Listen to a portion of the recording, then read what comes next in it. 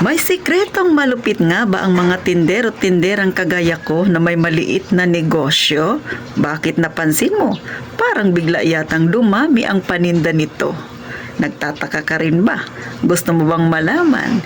Abay, syempre, kung gusto mong malaman, huwag mong kalimutan mag-subscribe ka sa Palawin niyang tindera kay Ate Tintin dahil ito ang ichichismis ko ngayon mga kasari. Gusto mo ba ang chismis ang ganito?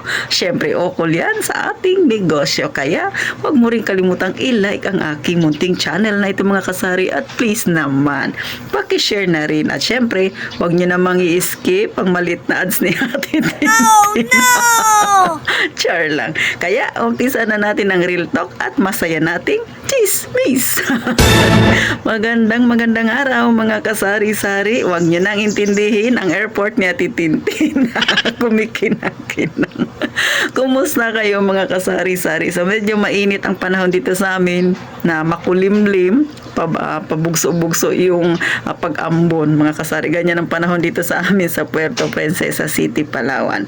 Pero syempre, dahil medyo matagal nang hindi nakakapag-shoutout sa Titintin, pansinin ko naman kayong mga mahilig mag-comment sa aking video nung nakaraan. Kaya ito na mga kasari. Shoutout sa ating mga kasari, sa ating mga katindahan at maging hindi man siya tindera, pero sumusubaybay kay Titintin, eto na sila nung mga nakaraan na napansin kong ang hilig nilang mag-comment. Thank you ng marami sa inyo.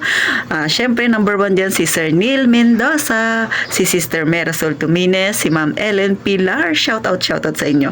Kay Ma'am Jibel Fabila, kay Ma'am Mary Ann Magturo, kay Jason Joseph Mejia, kay Nino de la Cruz. Shoutout sa inyo. Kay Ma'am Evelyn Fermante, kay Chat Batong Bakal. Shoutout sa iyo. Kay Ma'am Catherine Tumulak, kay Yuhan, kay Reynita Romero TV, kay Ma'am Corazon Cuevas, kay Ma'am Jewels Vlog, kay Sir Mark Kalimag, kay Alea Grace Binibista, at syempre sabi niya, Ate Tin, ako yung bago ninyong follower. Thank you very much kay Ma'am Rosana Anahao. Sa inyong lahat na nag-comment, maraming salamat sa pagsuporta. At ito na, magchismisan na tayo mga kasari. Alam ninyo, ang isa sa ugali na dapat meron tayong mga tindera. Bagamat ito ay hindi na sikreto sa mga matagal na sa larangan ng pagtitinda, pero isi-share ko pa rin sa inyo kasi sa mga bago nating follower dyan at mga wala pang tindahan na nangangarap din magkaroon ng tindahan, kung ano ba daw ang sikretong malupit ng mga tindero at tinderang na kanilang itinatago, bakit mabilis na lumago ang tindahan. Number 1, dapat ang ugali talaga ng isang tindera mga kasari ay mas nakikita niya yung hinaharap kesa yung sa ngayon. Di ba? Syempre, nakikita mo yung ngayon. Ano bang itsura ng tindahan mo ngayon? Pero, nafe-feel mo rin ano ba ang magiging itsura ng aking hinaharap yung tindahan. Nabibisyon mo kung ano yung mangyayari sa yung tindahan. Kaya dapat, eto ang meron ka. Mga kasari. Syempre, number 1 dyan, ang discarding malupit nating mga tindero-tindera. Mas inuuna mo ang pamimili ng paninda. Mas pinaprioritize mo ang pamimili ng mga produktong ibibenta mo kesa mag-ipon ka. Lalo na kung kauumpisa mo pa lang ng iyong negosyo. Abay, totoo naman. 'Di ba? Ang ating isipan nung nagtayo tayo ng negosyo, syempre mapalaki, mapalago. Pero kung gusto mo ng mas madalian, huwag ka munang mag-ipon. Pero syempre, take note, hindi ko sinasabing masama ang mag-ipon. Never kong sinabi yan, mga kasari. Ulit, hindi masama ang mag-ipon, pero kung ikaw ay nag-uumpisa pa lang sa iyong negosyo, huwag mo munang unahin ang pag-iipon. Dapat lahat ng benta mo ibili ng paninda na fast moving. Huwag ang slow moving. Kasi pag binili mo yung slow moving, ay tenga ang iyong puhunan. So, mahirap ding mapalaki kaagad ang ating negosyo kapag ganyan nakatenga ang ating puhunan. Pero kung fast moving siya, kahit nasabi nating 15% lang ang ipinatong mo mga kasari, dahil syempre nag-uumpisa ka pa lang, hindi mo paggamay masyado yung ginagawa mo, pero pasasaan din ba at masasanay ka rin. Syempre, kumbaga nangangapa ka pa, kaya 15% mo na ang pinapatong mo. Syempre, kung nakita mo na mas fast moving yung isang item, doon ka magparami ng paninda. At hindi lang din basta na magtutok ka doon sa fast moving, dapat magplano ka pa. Ano ba yung mai-offer ko kay customer na sa tingin ko ay dadagsain niya ang aking tindahan. Lalo na kung tabi-tabi kayo dyan. Kagaya ng kay Ate Tintin dito. Ilang tindahan meron kami dito mga kasari na kulang na lang mag-appear na lang kami dahil masyado kaming magkakatabi. Oh, ganun mga kasari. Pero syempre, kapag ikaw ay tindahan, dapat meron talagang isa dyan na paninda ka na wala sa iba na pwedeng dayuhin ng iba mong customer. O diba? Kumbaga may mai-offer ka na wala sa kanila na ikaw lang ang meron. Next, syempre mga kasari, ay dapat kapag ikaw ay walang ginagawa sa iyong tindahan, no, check mo yung iyong mga paninda. Maglista palagi ng mga paninda na bibilhin mo kinabukasan. Hindi pwede na maging pabaya ka. O diba? Sabi nga nila, daig ng taong maagap ang taong masipag. O kasi nga, hindi lang ibig sabihin na masipag ka. Hindi lang yun ang kailangan mo. Dapat maagap ka rin. Ano ba yung mga item mo na malapit nang maubos? Ano ba yung mga item mo na, itong item na ito, ngayon na lang ito, hanggang ngayon na lang, kailangan bumili na ako bukas. Kumbaga, dahil nga fast moving siya at kaunti na lang natitira, dapat agapan mo na wag kang mawalan ng ganong item. Kasi hahanapin at hahanapin ni customer yan. Katulad sa akin mga kasari, no? Sabi ko nga sa inyo, mabenta yung siomay na titintin at saka yung aking tinapay. So kanina maulan-ulan dito, maaga pa.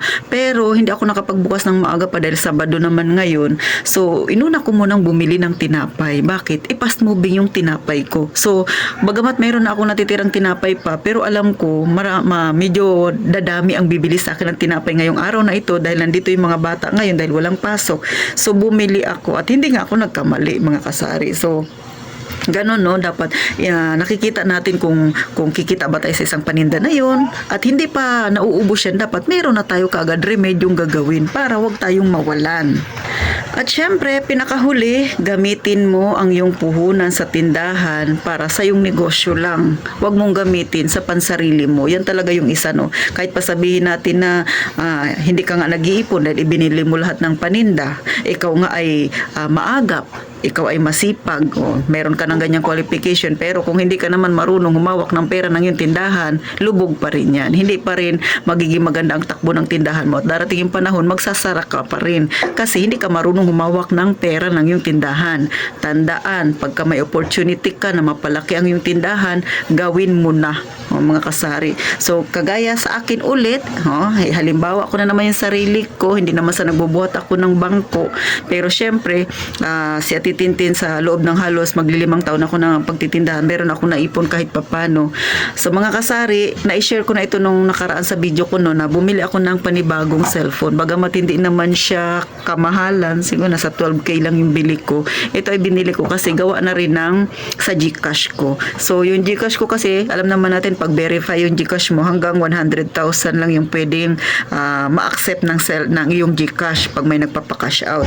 Pero dahil marami masyadong mga estudyante dito mga kasari, mas marami ang nagpapa-cash out kaysa sa nagpapa-cash in dito, ay mga 2 linggo pa lang or halos 3 linggo pa lang, sagad na yung aking GCash. So naisip ko bumili ng cellphone para magdalawa yung aking ginagamit. Una, yung aking unang ginagamit kasi na GCash ay naka-name yun sa mother ko. So hindi niya kasi ginagamit yung kanyang GCash. So sabi ko ako muna yung gagamit.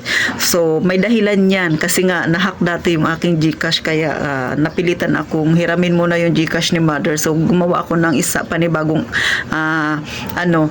GCash na nakapangalan kay mother kasi yung una niyang GCash ay wala namang laman. Pero ako ang gumagamit ng number na yun.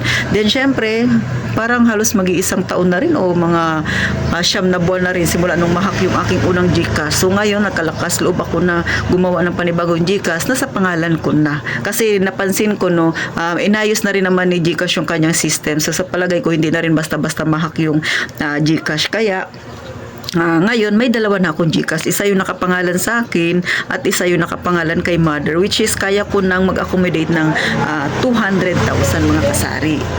So, syempre, ginagawa natin ito mga kasari para mas marami pang kita.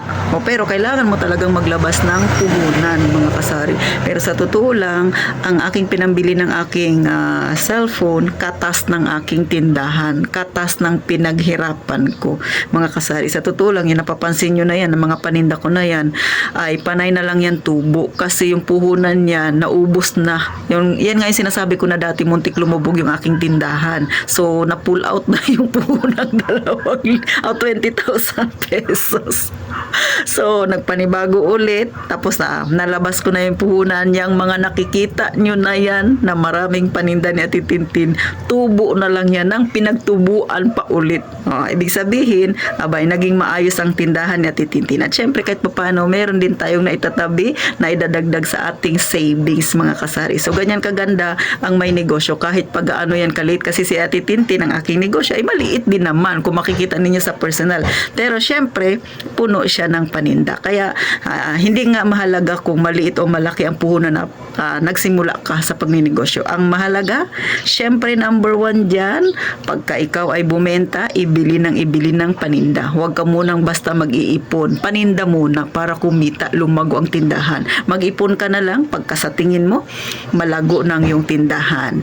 Next, syempre, dapat mga kasari ay marunong ka rin maglista ng mga fast moving, o di ba? At higit sa lahat, daig ng taong maagap, ang taong masipag, o di ba? At syempre, paano mo hawakan ng iyong pera? So, diyan umiikot ang sikretong malupit ng isang tindero-tindera kung bakit mabilis mapalago ang kanyang maliit na negosyo. Sana may natutunan kayo mga kasari. Magkita tayo sa sunod na vlog na Titintin. At syempre, gaya nga ng palagi kong sinasabi, mag-iingat tayong palagi mga kasari.